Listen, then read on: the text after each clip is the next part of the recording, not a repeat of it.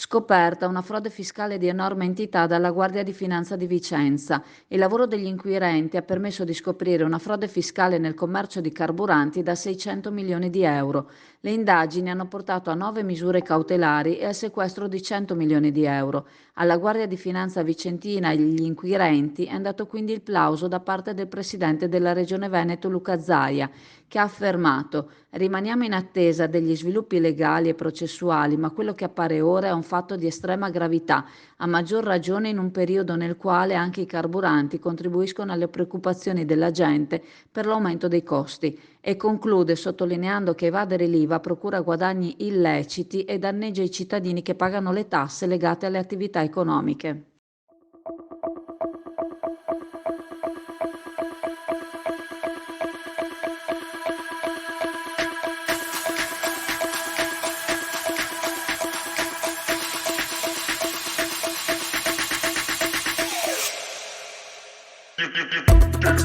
You